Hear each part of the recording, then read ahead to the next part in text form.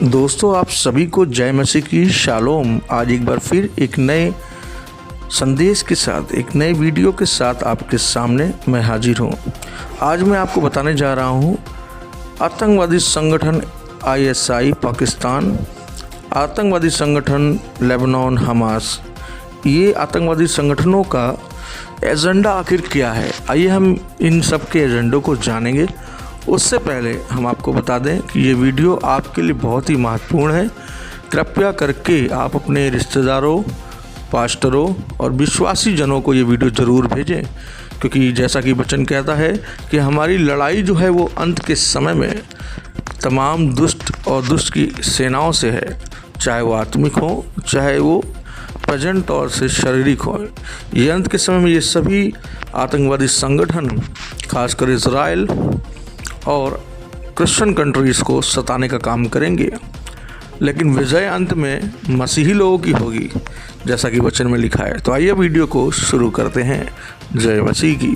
Video में बने रहें। जैसा कि आप सभी को भी बताया कि आतंकवादी संगठनों का एक एजेंडा है।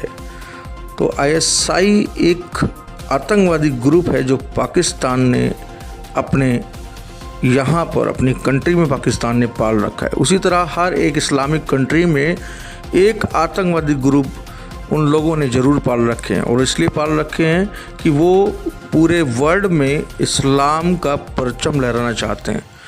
हालांकि वो धर्म के लिए लड़ रहे हैं, और बहुत से लोग कहना है कि इस्लाम का इससे कोई नाता रिश्ता नहीं है। वैसे तो इन आतंकवादियों का एक ही एजेंडा है। तो आइए वीडियो को शुरू करते हैं। ISI के बारे में देखते रहें। ISI के लोगों में आप देख रहे हैं, आप इस लोगों को गौर से देखिए। इस लोगों में एक चांद और सितारा है, और वहीं दूसरी तरफ इसे एक बकरे का शेप दिया गया है जिसकी 4 सींग है। 2 सींग छोटी हैं और 2 सींग बहुत बड़ी। बाइबल के अनुसार बकरा यानी चर्च ऑफ शैतान में भी हम इसी लोगों को देखते हैं कि चर्च ऑफ शैतान जो अमेरिका में है, चर्च ऑफ शैतान जो नागपुर इंडिया में खुल गया है, इनके लोगों में भी ये बकरे का चिन्ह, और बकरे का कंपैरिजन यदि हम करें तो शैतान इब्लिस से, डेविल से होता है। तो ISI का जो एजेंडा है वो शैतानी एजेंडा है। ISI एक आतंकवादी संगठन है जो बच्चों, बुजुर्ग और सभी को मारता है। भारत के 26/11 के हमले में ISI का ही बहुत बड़ा हाथ रहा है, और भारत के खुफिया एजेंसियों ने इनको चुन चुन के ढूंढ के मारा। पाकिस्तान के इस लोगों में जो चांद और सितारा हम देख रहे हैं, ये इकबाल गॉड की निशानी है। ये बकरे का जो चिन्ह हम देख रहे हैं, ये भी एक बाल गॉड और शैतान की निशानी है, क्योंकि वही बाल गॉड जो अभी मिस्र के समय में बाल गॉड कहलाता था, अभी वो अल्लाह के नाम से जाना जाने लगा है। तो हम जान सकते हैं कि इस्लाम रिलीजन कहीं से भी यहोवा परमेश्वर की आराधना नहीं करता है। वो शैतान के लिए काम कर रहे हैं, वो शैतान के लिए काम कर रहे हैं। और इस लोगों के मुताबिक केवल यही लोगों नहीं है, आप आतंकवादी संगठनों के जितने भी इन्होंने लोगो बना रखे हैं, उस लोगों में बहुत सारे मैसेजेस हैं। यदि आप गौर से इंटरनेट पर उनके लोगों को सर्च करें और उनके लोगों के अंदर जो चिन्ह हैं उनको आप देखें, तो आप जान जाएंगे कि ये संगठन शैतानी है। ये संगठन किसी भी तौर से धर्म और मानवता के लिए काम नहीं कर रहे हैं। ये अपने बाप शैतान की इच्छा को पूरा कर रहे हैं। जैसा वचन में लिखा है कि शैतान आरंभ से हत्यारा है, और ये हत्यारे की संतान है, और ये एक हत्या और खूनी और पाप से भरा हुआ साम्राज्य चाहते हैं, जो साफ तौर से जाहिर है कि शैतान को भी इस दुनिया का राज्य चाहिए।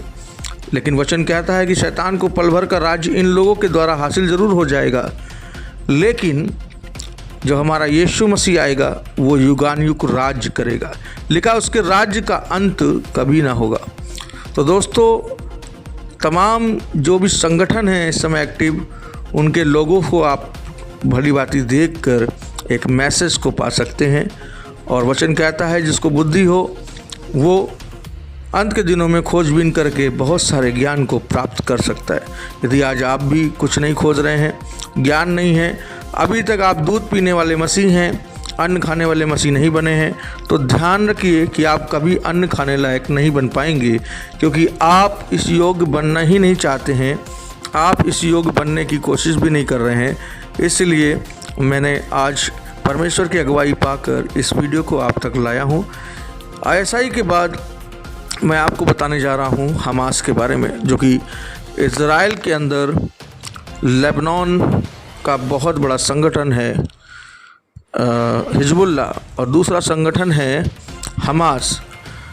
तो मैं सबसे पहले शुरुआत करूंगा हमास से, जो कि इज़राइल को मिटाने के लिए हमास जो है बहुत तेज़ी से इज़राइल की ओर हमले किए, और अभी हमास जो है वो छुपा हुआ है। 2012 से हमास का युद्ध इज़राइल के साथ हो रहा है, क्योंकि दुनिया का एक मात्र एजेंडा लेकर काम करने वाले हमास, जिसके लोगों में हम देखते हैं कि इज़राइल की अल-अक्सा मस्जिद पर कब्जा करना है, और उनके लोगों में बहुत कुछ संदेश है। यदि आप उस लोगों को गौर से देखेंगे, समझेंगे, तो आप जान नहीं पाएंगे कि उस लोगों में आखिर है क्या। आप परमेश्वर के संदेशों को, बाइबल भविष्यवाणियों को मिलाकर इन लोगों के एजेंडे को देख सकते हैं कि ये वही जाति है जिन्होंने यीशु मसीह के समय में भी तमाम तरह से यातनाएं दी, तमाम मसीह लोगों को सताया भी है। लेकिन ये 1400 साल बाद, मसीहत के 1400 साल बाद, ये वही लोग आज एक विशेष धर्म में जाकर परमेश्वर का विरोध कर रहे हैं और ख़ुद को परमेश्वर के सेवक और परमेश्वर के खुदा के लोग कह के खुदा के विरोध में काम करने वाले लोग हैं। हालांकि ऐसा नहीं है। जब आप गौर से देख रहे हैं स्क्रीन पर इस लोगों को, तो आप इसमें गौर फरमाइए कि इसमें जो बकरा बना हुआ है और जिसके 4 सींग हैं, 2 छोटे और 2 बड़े, ये इस्लामिक राज्य को दर्शाते हैं, शैतानी राज्य को दर्शाते हैं। इस लोगों के माध्यम से आप बहुत कुछ सीख रहे हैं, मैं आशा करता हूं। तो साथियों, दूसरा लोगो आपके सामने स्क्रीन पर है, जिसमें मस्जिद अल-अक्सा बनी हुई है, जो कि यरूशलेम के अंदर है, और सारा युद्ध इसी को लेकर के हो रहा है। और आपको बताते चलें कि ये लोगो जो आप देख रहे हैं, ये हमास का लोगो है। ये वही हमास का लोगो है जिसने 2012 में इज़राइल पर हमला किया था, और अब 2023 में हमला किया है। और इनका एक ही एजेंडा है, मस्जिद अल-अक्सा पर कब्जा करना, पूरे इज़राइल पर कब्जा करना। इनके लोगों में आप जो देख रहे हैं, गोल्डन कलर की गुम्बद और एक स्टार, जो चांद आप देख रहे हैं, वो मस्जिद अल-अक्सा का है। और जो 2 तलवारें आप देख रहे हैं, वो युद्ध को दर्शाती हैं, क्योंकि मस्जिद अल-अक्सा के लिए वो तलवार के दम पर मस्जिद अल-अक्सा को कब्जा करेंगे। जिस तरह इन्होंने अरब को कब्जा करके इस्लामिक स्टेट बना लिया, लेकिन इतिहास बताता है कि वो पर्सिया देश, वो अरब जो था, अरब कंट्री, यूनाइटेड अरमीस जो है, वहाँ का देश जो है, पहले क्रिश्चियन कंट्री रहा करता था, लेकिन इन्होंने तलवार के दम पे वहाँ पर इस्लाम ला दिया और लोगों को डरा धमका के मारकाट करके उस देश पर भी कब्जा कर लिया।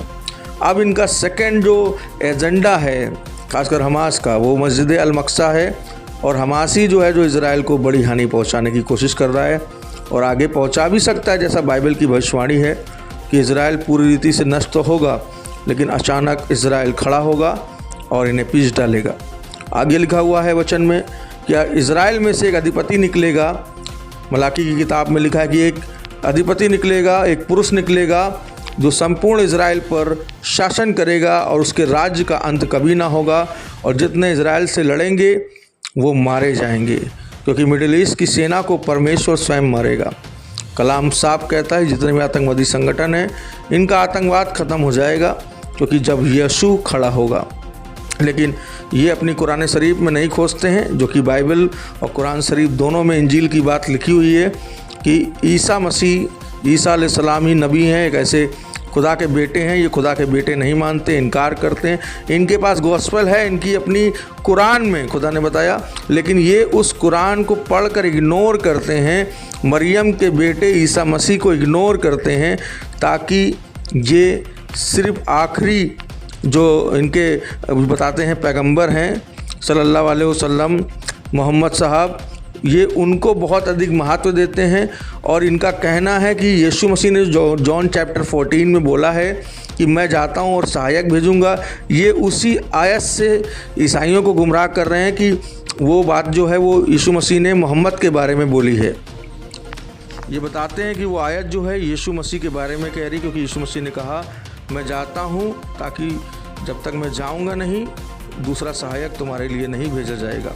ये मोहम्मद को सहायक बताते हैं और आखिरी नबी घोषित करते हैं, लेकिन ऐसा नहीं है। बाइबल में हम देखते हैं आखिरी नबी यदि कोई होता है तो अंत के समय में प्रचार करने वाले वो 2 लोग होंगे जो एलिया और मूसा की तरह उतरेंगे और प्रचार करेंगे नगर में। और वो 2 भविष्यवक्ताओं के बारे में प्रकाशित वाक्य कहती है 2 भविष्यवक्ता जो हैं वही आखिरी नबी होंगे पूरी दुनिया में उस समय, और वो शायद एलिया भी हो सकता है, हनोक भी हो सकता है, क्योंकि ये दोनों ही जिंदा उठा लिए गए थे। अंत के समय में जब भविष्यवक्ता प्रचार करके चले जाएंगे तब फरिश्तों को भेजा जाएगा। खुदावंद आपको बरकत दे। इस वीडियो को फैलाएं और देखें। जय मसीह की।